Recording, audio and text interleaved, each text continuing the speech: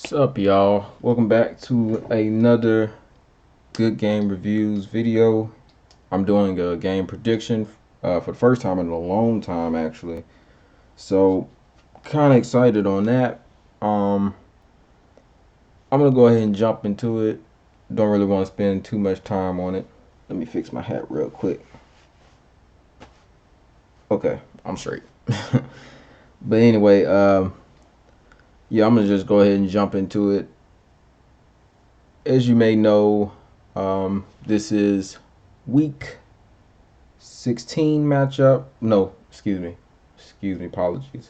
This is week 15 matchup. Week 15, excuse me. Um, we have the New England Patriots going to Cincinnati to play the Cincinnati Bengals. Um, Not really an exciting game. Not really a game that a lot of people are going to be looking forward to, simply because it's kind of a mismatch kind of deal. You have the Patriots going against the Bengals, who so far only have one win on the entire season, and the Patriots, who are fighting to at least keep home field advantage in the playoffs. They're at least trying to keep that second seed. That's really what the Patriots are fighting for now. They're trying to keep the second seed, and um, basically that's it. Um, Unless the Baltimore Ravens just completely fall off in 3 games, which I highly doubt. Patriots pretty much fighting for that second seed spot. So right now they only have 3 losses. So if they want to keep that second seed spot, they're gonna have to pretty much go throughout these next 3 games and win it out. And it starts here with the Cincinnati Bengals. Um, so yeah, Patriots are, I believe, 9.5 point favorites. Correct me if I'm wrong on that. So I mean, if you want to bet on that game, then shoot, go ahead. It's, I mean, pretty much easy bet to win on. So I mean, I'm not a betting guy, but I just wanted to throw that number out there. Um, as far as the quarterbacks go, you have Tom Brady and Andy Dalton. Andy Dalton, we can start with him if we. Well, no, I'm gonna start with Tom Brady actually, since he's the visiting team. Um, Tom Brady, he's had kind of a weird season. Granted, he hasn't had the best players to throw to. He hasn't had the best protection throughout the game. But even so, he's sitting at 3,437 yards. He only has, well, I shouldn't say only, because 7 interceptions is, I don't think it's good, but isn't as bad as, the next guy I'm going to mention. But he has 19 touchdowns, 7 interceptions. So, I mean, you can look on that as you will. His QBR and his passer rating is very off if you comparing it to Tom Brady. As far as Tom Brady goes, the QBR and the pass rating, um, not good. But I mean, hey, it's been a weird season. You know, kind of a weird season to watch if you're a Patriots fan. Um, I know they're sitting at 10-3. The record looks good, but doesn't really reflect what you're seeing as far as what they bring out on the field. Um, but yeah, that's pretty much Tom Brady.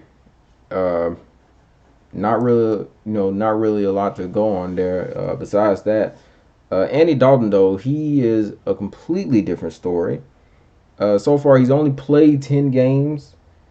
Uh, Only has 10 touchdowns on the season. Meanwhile, has 9 interceptions. Doesn't have a good QBR at all. Doesn't have a good pass rating. Uh, Man, and he only has 2,757 passing yards. Now, if you're asking, why would Andy Dalton only have played 10 games? Was he hurt? Not quite. See, Andy Dalton has been benched for a few games. So take that as you may. I'm one guy's been benched, the other guy hasn't. So yeah, I mean that pretty much sums that quarterback matchup. One guy has been benched so far this season for a few games, the other guy hasn't.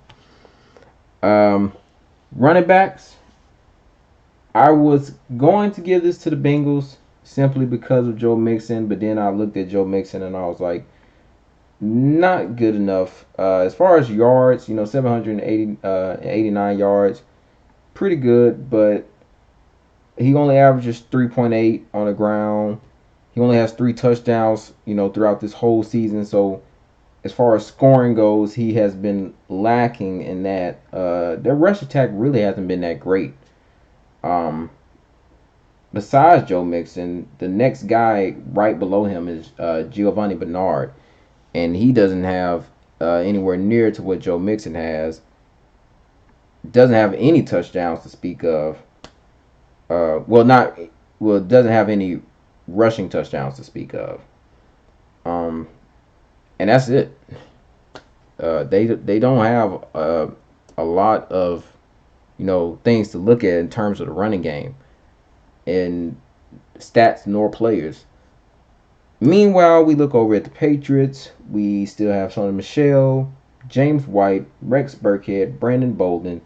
Um, while these guys collectively they haven't really been you know that dominant force that we kind of thought they might be this season. Especially in Sony Michel's case, he's had a kind of a sophomore slump, if you want to say that. Only 653 yards, average 3.5, so worse than Joe Mixon. But he has 6 touchdowns on the season. Um, right below him, you have James White at 241 with 1 touchdown. So, I mean, yeah, those are his. As far as rushing touchdowns, the only guys close to Sonny Michel are Brandon Bolden and Tom Brady, and they both have 3. So, yeah. Um, but I decided to give this one to the Patriots only because more depth and more production. So, more depth, more production.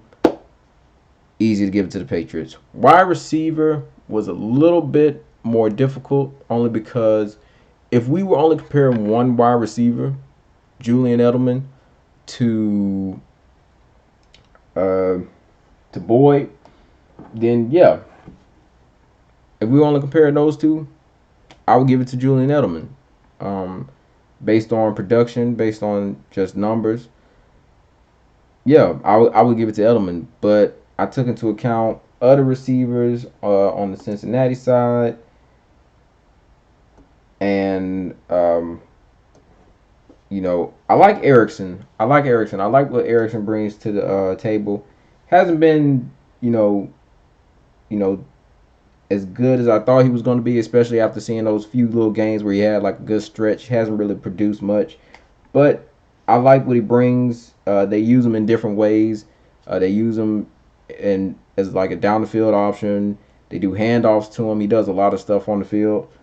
Um, but yeah, but you look over in the Patriots side, they kind of do some of the same things. They have the handoff to Julian. They use Julian in the slot. They put him out wide. They put Sanu in the slot. Sometimes they have N'Keal Harry out wide, but only a few times. I feel like they're gonna. I feel like they're gonna get N'Keal Harry a little bit more involved over these next 3 weeks and into the playoffs. Jacoby Myers, he's kind of been on and off. For me, I was pretty high on him early on, but those drops they're kind of starting to add up. Um, but he still brings like like it's always those certain moments in the game where he'll convert like a big third and long. So yeah, so far I haven't cast him into the fire. um, yeah, but as far as receiving options, I went ahead and gave like wide receiver to the Patriots only because I feel they have a little more depth at that position. Uh, funny. I mean, seeing that they just can't find a way to get separated. I mean, they still have a little more depth at that position, at that excuse me, at that position. So I decided to give it to the Patriots. Um, I have tight end. Tight end was not as hard as the wide receiver or the running back position. I easily gave that one to Cincinnati. They just have the players and they have the production. They have the yards. As far as the tight end position goes, been kind of a weak spot for the Patriots all season long. Uh, Ben Watson hasn't really been, that useful. He has his few plays here and there, but overall, the tight end has not really been a position of strength for the Patriots like it has been in years past. So there's that.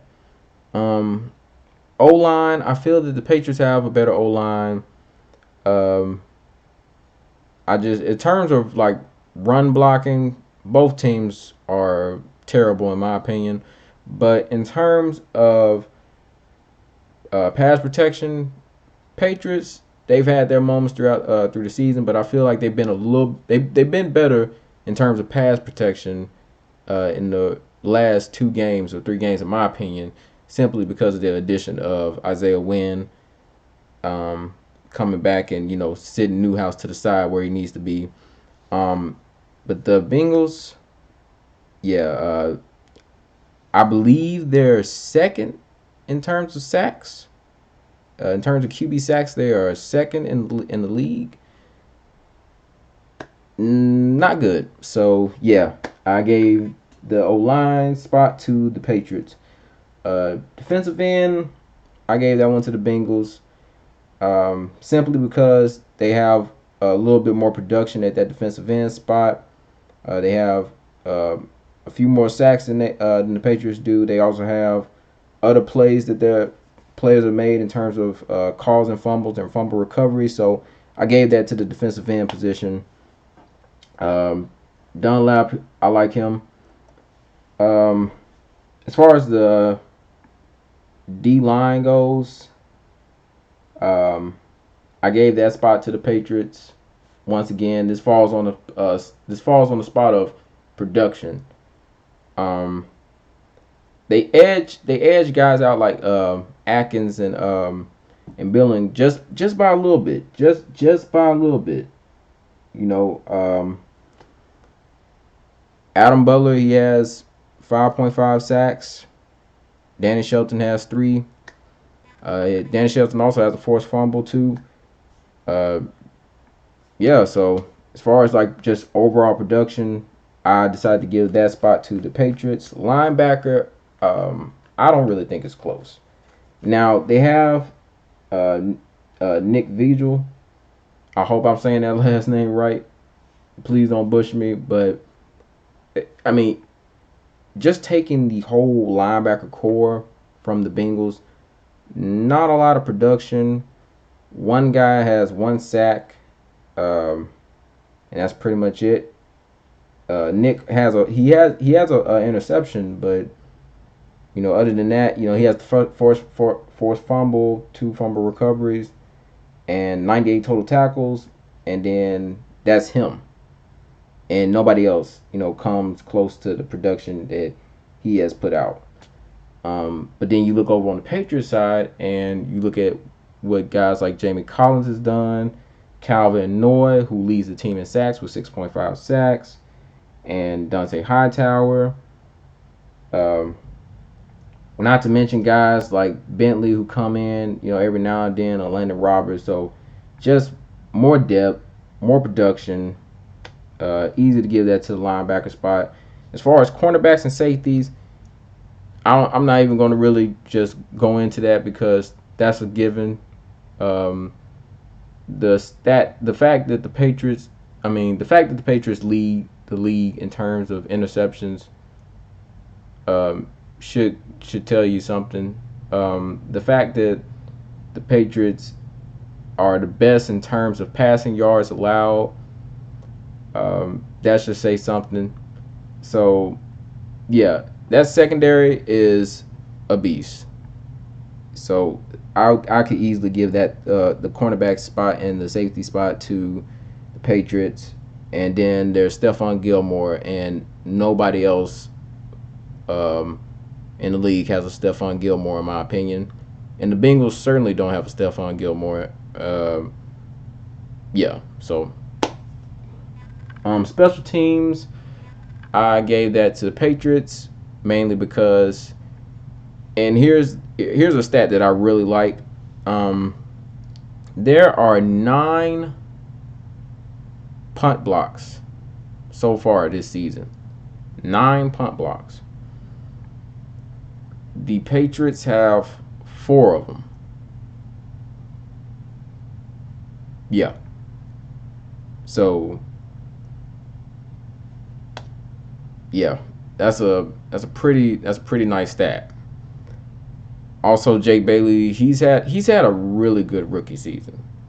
I was not expecting him to be this good. I was expecting him to be good, but I wasn't expecting him to be this good. The guy, I love me some Jake Bailey. As far as the coaching spot goes, I always say that for last. It might seem a little pointless to add that, but you know, coaching can play a very big part in the game. And in terms of coaching, I don't think there's a team in the league who has a better coaching staff, a better head coach than the New England Patriots. And that is usually just a given when it comes to these matchups. Um, it seems that Bill Belichick and the rest of his team usually have the edge in terms of just, coaching, in my opinion. Um, Now, you might be like, well, if that was the case, they would have won a few more games. I mean, they would have won some of these games that they had lost. True, true. That's fair to say, But like I always say, every team gets their day. They have their chance, and it's only one game, and it depends on what you do when you go out there. And one team just so happened to be the better team. Those 3 losses. So yeah. So that's what I got to say on that. Uh, Totaling it all up, Patriots have. Let me go ahead and just total this up right now. 3, 6, 7, 8, 9, 10. 10. And the Bengals have 2. Yeah, pretty much. uh, Pretty wide margin, 10-2. Yeah. Sorry if this video seems very lazy. I am very tired, and I got a shift, a very early shift. So yeah, I'm just out of it, and I'm finally back to doing these predictions. And it's been a while. It's been about 3 weeks, I want to say, since I've done a game prediction. Um, as far as the score goes, I don't want to jinx, but I feel like, this could be a blowout. But the way the Patriots offense has been playing, they could just end up winning by 10 points. So you could easily have a 21-11 type of situation. Well, no, not 11, because that's a very weird number. Uh, you could have maybe a what's a more realistic, like what's more realistic to say? Maybe a 20, like maybe a 20-10 type game. Maybe they score 3 touchdowns and somehow miss an extra point, and the Bengals only get like 1 touchdown and a field goal. So yeah, 20-10. I could easily see something like that happening. Even against this weak team, I could see the Patriots, only winning by 10. Um, but hopefully I'm wrong, and hopefully the Patriots can win by more and pull themselves out of this offensive slump that they've been going through pretty much the majority of this season. Um, like I said before, hopefully N'Keal Harry can get more involved in this game. I seen one story where they talk about N'Keal Harry possibly getting more involved as the rest of this season plays out and into the postseason. That should be where he, explodes in terms of how much time he's getting on the field. So I would definitely like to see him get a little bit more playing time, starting with this game. I feel like this would be the perfect game for him to get a good amount of playing time, at least a little bit more playing time than than Jacoby Myers. I feel like this is the game. This should be the game you get where you get N'Keal Harry a little bit more involved and try to like gradually ease him into a starting role because he's a first round draft pick. He really should be a starter. I mean, you don't just draft a guy in the first round and just like lay him out on the sideline. I feel like if this was any of the other 31 teams, they as soon as he was able to come back, they would have been put him in the starting lineup. Patriots, however, they just seem to operate a little bit differently. It's worked for them in the past. I mean, we've seen the results, but I would definitely like to see the first round draft pick, have a little more starting time because he's a first round draft pick. You felt confident enough to draft him in the first round. Let's see how confident you are in his abilities by putting him out on the field, giving him more time, and giving him more opportunities. And that's pretty much it as far as my game prediction goes. And not too bad. Only ran about 22 minutes, so hey, whatever. This has been Good Game Reviews. Like, comment, subscribe, all that good stuff. Till next time, I'm out.